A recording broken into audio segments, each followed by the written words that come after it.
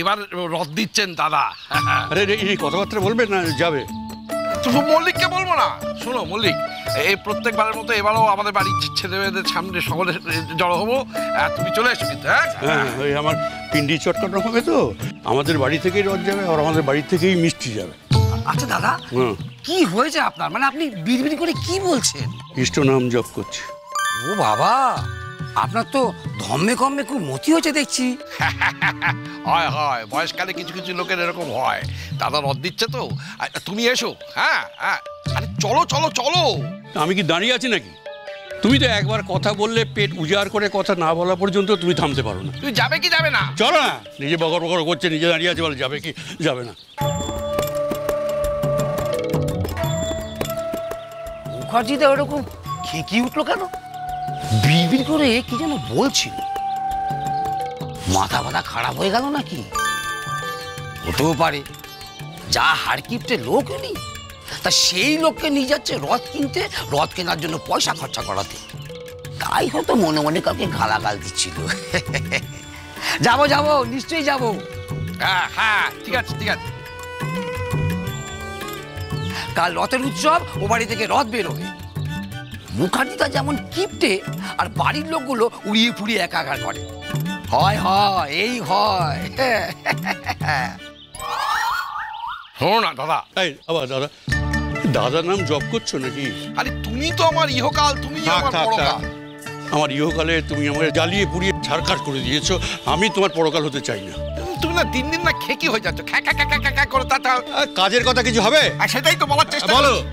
শোনো না, এটা তো বাড়ির রথ নয়, পাড়ার রথ, বুঝলে না? সেটার ব্যাপারে একটা সম্মানের ব্যাপার আছে তো, বাড়ির সম্মান। এখন তুমি একজন বয়োজ্যেষ্ঠ মানুষ, তুমি রথটা দিচ্ছ, সেক্ষেত্রে। কেন এই পাড়ায় আর কোনো বয়োজ্যেষ্ঠ মানুষ নেই? তুমি কি আমাকে ভেবেছো যে আমার 200 বছর বয়স? আরে কি আশ্চর্য, তোমাকে তো পাড়ায় সবাই মান্যগণ্য করে। তো হলো 8 ফুট না হোক, সেটা 5.5 ফুটের নিচে যেন কখনোই না নামে, মানে মাঝারি গোছের একটা রথ কিনতে হবে, বুঝলে? আর তোমার যদি আর 2-4-5 টাকা বেশি লাগে, আমি কি তোমার কাছে ভিক্ষে চাইছি নাকি তোমার টাকার গাছ আছে, তোমাকে ঝাঁকাবো আর ঝরঝর করে টাকা সব উড়ে আসবে? ধার দেবো, ধার। বাড়ি থেকে বেরোবার সময় পকেটে মানি ব্যাগটা ছাড়া তো কিচ্ছু নিলে না। ওই তোমার ওই বিখ্যাত বাক্স খুলে টাকা তো বার করলে না। এদিকে জিনিসপত্রের দাম হু হু করে বাড়ছে। তুমি কি মনে করছো সে আগেকার দিনের মধ্যে গিয়ে 5-10 টাকায় রথ কিনে আনবে? এদিকে জিনিসপত্রের দাম হু করে বাড়ছে, পাল্লা দিয়ে আমাদের বাড়িতে ওই গোষ্ঠীর লোকগুলোর আকাঙ্ক্ষাও হুড় করে বেড়ে যাচ্ছে। আচ্ছা, যা কিছু হবে সব কি আমাদের বাড়ি থেকেই হবে? পাড়াতে এত লোক রয়েছে, দেখো এসব ভালো আছেন? হ্যাঁ, এই যে এত লোক সব রয়েছে, কই তারা কেন কোনো উদ্যোগ নেবে না? আরে সেই জন্যই তো আমাদের বাড়িটার নাম মুখার্জি বাড়ি। অনেক বক বক হয়ে চলো, বাজার বাজার বাজার বাজার বাজার বাজার করি। দিন দিন খ্যাঁকি হয়ে যাচ্ছে।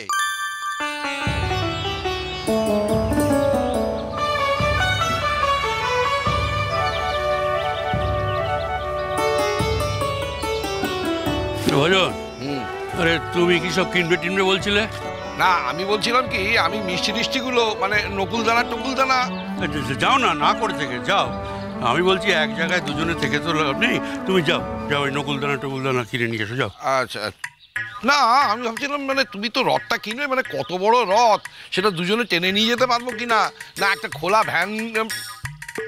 হ্যাঁ হ্যাঁ, ওরকম একটা মাঝারি সাইজের বড় রথ। রথ তো লোকে টেনেই নিয়ে যায়, তুমি ভ্যানে চড়িয়ে রথ কি ঘুরিয়ে নিয়ে যাবে পাড়ায় পাড়ায়? তা অবশ্য ঠিক, ওখানে তো রথের দড়ি ধরার জন্য অনেকে আছে, রথ নামাবার জন্য অনেকে আছে। এখানে তো আমরা মাত্র 2 জন। হয়ে যাবে ভজন, সব হয়ে যাবে, কোনো রকম চিন্তা করো না। তুমি যাও আগে ওই টকুলদানা কি আছে সেগুলো আগে কেনার ব্যবস্থা করে যাও। না সে না হয় আমি দানা ফানা সব কিনছি, কিন্তু বাহ, তুমি এখানে রথ পছন্দ করবে, বড় সাইজের মাঝারিটা না নিয়ে যদি অন্য কিছু নাও, কি নিচ্ছ না নিচ্ছ আমি দেখবো না? আরে এসে দেখবে, আমি যখন তোমাদের রথটা দেবো বলেছি তখন আমার পছন্দসই রথই তো তোমাদের নিতে হবে। না তা বলে তুমি একটা এইটুকু রথ নিয়ে যাবে, সে তো বললে হবে না। আরে না, ছোট সাইজের কোনো রথ আমি নেব না, তুমি নিশ্চিন্তে থাকো। বলছো? আরে যাও, তুমি এই ফাঁকে বাজারটা করে আসো, আর তোমার যা নেওয়ার আছে তুমি করে এসো, যাও।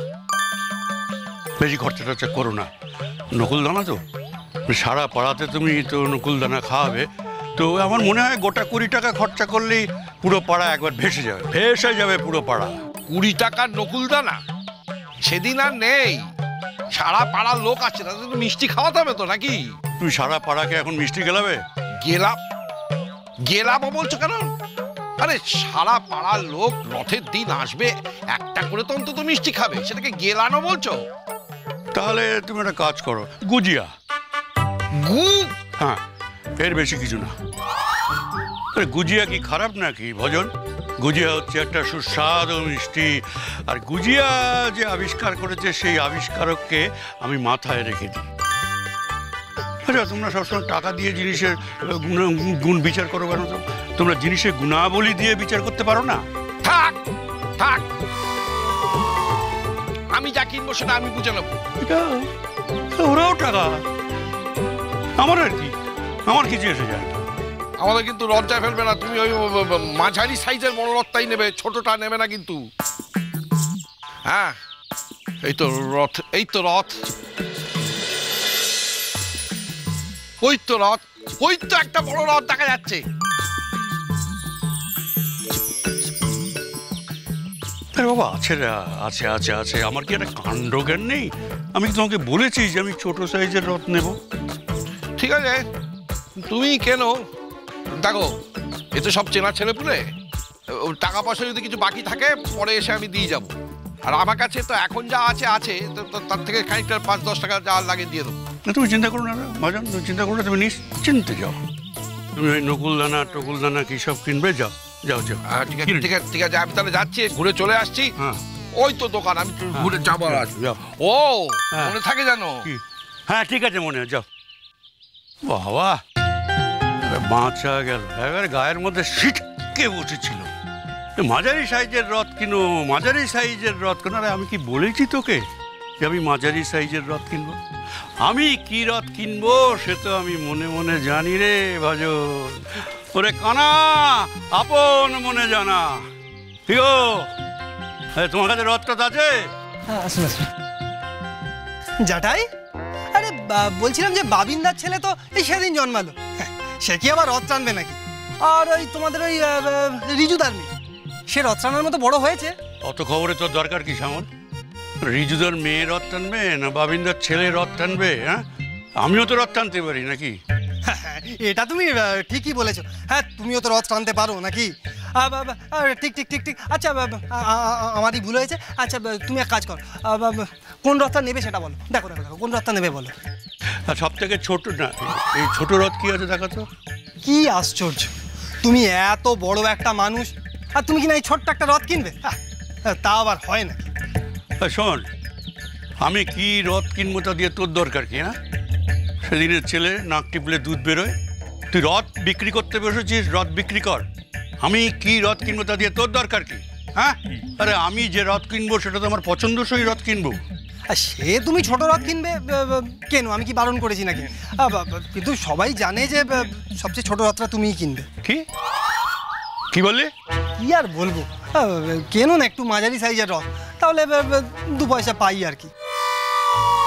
বুঝেছি তুমি একদম ছোট রথ নিচ্ছ মানে ওই বাচ্চাদের জন্যই নিচ্ছ, তাই তো? আরে যার জন্য নিচ্ছি, তোকে এত কৈফিয়ত দিতে হবে আমার? এই সব থেকে ছোট রথ কি আছে বার কর। ওই তো,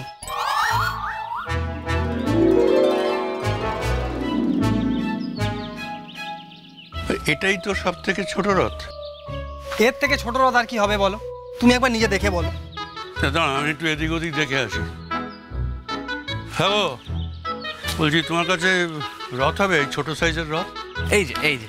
হ্যাঁ, এ বাবা, এটা একই রকম মনে হচ্ছে, 19 আর 20। এর দাম কত? খুব সস্তায় দিয়ে দেবো জ্যাঠাই, কত? মাত্র 50 টাকায় পেয়ে যাবেন। 50? কতর পিঠে কত হলে 50 হয় খেয়াল আছে? 1 হাত রথ, এর দাম 50 টাকা। 50 টাকাই হবে জেঠু। তোর রথ তুই রেখে দে, আমার লাগবে না রথ।